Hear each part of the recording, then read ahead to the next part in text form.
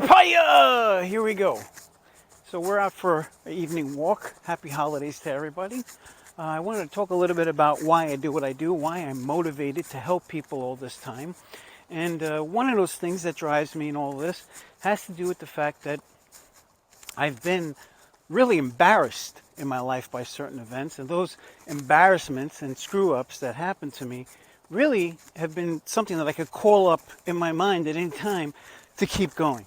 So, for example, 35 years ago, 36 years ago, I took money from my father, and he didn't want me to have it, obviously. I took it out of his drawer, and he found out about it, and he changed the locks on the door and didn't want me to come around anymore, told me to get out, and I did. But, a couple weeks later, it was Christmas time, and I didn't have anywhere to go. I didn't have any money or any resources. I was kind of just going wherever I could go, stay on a friend's couch, whatever. But I came over to try to have Christmas dinner there on Christmas Eve, and I knocked on the door, and he opened the door a little crack, talked to me for a minute, and I said, I just want to come, have dinner for the night or something. I mean, it'd be great if I could sleep on the couch for one night. And he said, hold on a minute, and he closed the door, and he came back a minute later, and he handed me a can of chunky soup through the door and said, Merry Christmas. And I was so angry and so embarrassed. Okay, I knew I wronged him and I deserved that. But it was so embarrassing that the man handed me a can of soup for Christmas Eve that shit drove me. I mean, that's one of the reasons I got clean to begin with. People ask me why I got clean, what motivated me, how did I stay clean? And that was one of the events that happened that did that. And so I can call up these things in my mind at any time, things that embarrass me in my life, and it just makes me keep going, keeps making me want to succeed at a high level. But, I got help, and one of the things that happened is I was so dysfunctional, you have to understand, and I had such low self-esteem. I had no confidence. I had no self-worth. I really felt like I was less than anything, People would tell me, I go to these support group meetings and everybody was very nice and, they'd hug me and whatever. And they'd sometimes say things like, I love you. And I'd be like, if you really knew me, you wouldn't say you love me, because I felt so bad about myself. And I remember one day I was talking to my mentor at the time, who I found, thank God, somebody to mentor me. And he said to me, I said, I feel bad. I feel like a bad person, and I don't know how I'm going to get through this. And he said to me, you're not a bad person. You're not a bad person trying to get good. You're a sick person trying to get better. And that really stuck with me. And the thing is, I argued with him about it, and he said, no. See, only good people think that they're bad, because bad people don't think that way. And I had to think about that for a second, and it made sense. It was logical that you'd have to be somebody who was a good person to think, oh my God, I'm a bad person. You wouldn't be bad people don't think that way. Bad people don't give a shit. Okay? They don't care if they kill somebody or they hurt somebody. So we're armed with the idea and understanding that it doesn't matter who you are, where you came from, what you did, you could reinvent yourself and rebuild yourself. I definitely got that message from my first mentor. And the thing is that after a few years, I was still caught in certain areas. I was unfulfilled. I wasn't happy in certain areas. I didn't know what to do. I certainly wanted to be an entrepreneur, and I was doing that. I started a couple of businesses and failed, and had a business with a partner and then got screwed over. And back then it was very interesting. I was thinking today, I was talking to my wife, there was a guy for $500. He sold me a business for $500, and basically it was bullshit. Okay, that's the bottom line. There was an idea that he sold me for $500 that really wasn't a workable idea, that nobody was really interested in, that was based upon some cockamamie list of people who were owed money by the government, but nobody wanted to pay for that. So it was stupid. But, I tried a lot of different things, but I found success. I kept doing it, and I kept pushing myself, and I started to find success.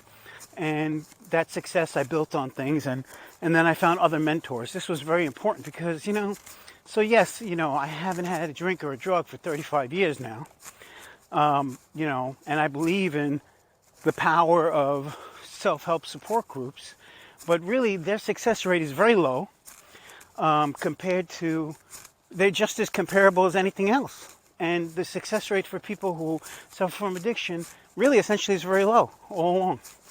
I would say it's something like only a 5% success ratio of people who actually get clean and sober and actually live a productive life, okay? And the reason for that is because if you don't have family support, you don't have education, you don't have health care, it's really hard to do anything with your life. Who wants to improve their life if they live like that, right? So, but anyway, that's an aside. It's just I believe in harm reduction. It's an important part of my personal philosophy in life. But what I needed back then that I wasn't getting was I needed really to be able to talk to people about really being successful and being an entrepreneur and making my own income and doing my own thing. And that was very, very difficult to find. But eventually I found somebody who believed in me, and when I told them some of the ideas I had in my head about myself, right, because that was really what was holding me back, is I had ideas in my head, and this is why it's so important that I talk to people and I share with people, because we have ideas in our head, and we make decisions in our life based upon ideas that we have in our own head that may or may not be true, but we believe them ourselves, and then we don't share them with anybody. And because we don't open our mouth and we don't share it with another human being, we make decisions in our life with that, and there could be a whole other opportunity of life behind the door that you don't ever go and open that door because you don't think there's anything behind there. You don't believe there's anything. So, for example, after I had 5 or 6 years clean, I was very unhappy. I got into a car accident and became disabled. I was thoroughly depressed. I gained 100 pounds fast. Okay, I was 380 pounds, totally depressed and unhappy. Couldn't pick up my son and hold him and take care of him like I wanted to. And I just took a risk one day, and I shared with this guy who was mentoring me at the time, as I was going through this, that I couldn't go back to working in the film industry, because I worked in the film industry. I was a high-paid camera operator in New York City on the television news. I freelanced a lot. I worked on film sets, and getting high was so much part of that journey for me that I felt, and I told myself that if I went back to that, I'd probably just get high again. So I stood away from it. And so I told him one day, we were just talking about stuff, and he asked me, because I told him I was unhappy and I'm depressed and I don't know what I'm going to do, and I can't do what I was doing before, and now I'm disabled and everything.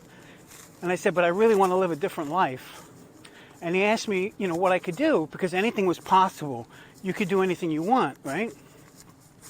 So I said, well, that may be true, but I couldn't go back to filmmaking because that's really what I was born to do. That's what I've wanted to do my whole life. That has always been my dream, to make movies and TV shows. And he said, of course you can. And I said, well, no, because I used drugs, and that was so much part of the culture. I mean, I'd meet the guys in the bar at 7:30 in the morning, and we'd have a few drinks before we even go out to work on the set. He said, that's bullshit. He said, there's plenty of people who are clean and in celebrities around that environment, and they're not getting high. There's plenty of alcoholics who are bartenders and they don't drink. So I said, wow, you really think I could? And he said, yes. So because I opened my mouth, and because I took that risk, and I shared this inner thought that I had that I never told anybody else for 6 years, that opened up a whole new world for me.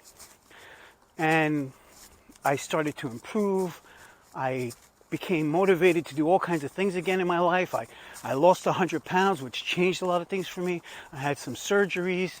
I did 2 years of physical therapy. I started going to college, getting degrees, meeting people. I started getting around other people much more successful than me, who helped and trained me and taught me things. I started getting coached by some individuals. And so my whole life opened up and changed because of this. And that's why I do what I do. Because I believe everybody needs a coach. And I believe everybody needs somebody that they could trust and depend upon. And furthermore, I believe that everybody needs the right environment of supportive people to help them advance in the world. Because without that, for me, I don't know what I'd be. Maybe I'd be dead. Okay? But because some people cared, and people gave me some attention and love, and people gave me some guidance, my life started to change. And as it improved, I didn't just stay there. Because I got to tell you, a lot of people, I'm working on another book right now, besides the reinvention engine that's done, that I'm waiting for the publisher. I started working on my second book. It's called Recovery and Then What? Because, well, anyway, that's the idea.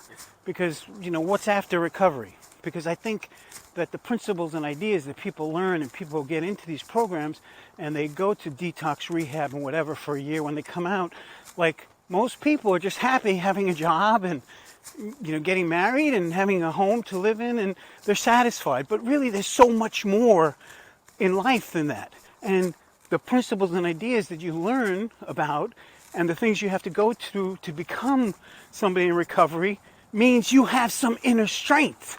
You have some stuff that you can call up and use, but unfortunately, a lot of people just don't use it.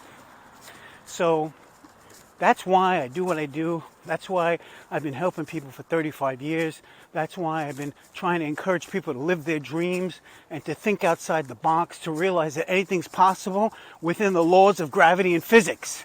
You won't be dribbling a football. You're not going to suddenly be 7 feet tall and play in the NBA, but you can do a whole lot. And you can do a whole lot more than just punch a clock, go in and out of work, and save a few nickels and dimes for your retirement, okay?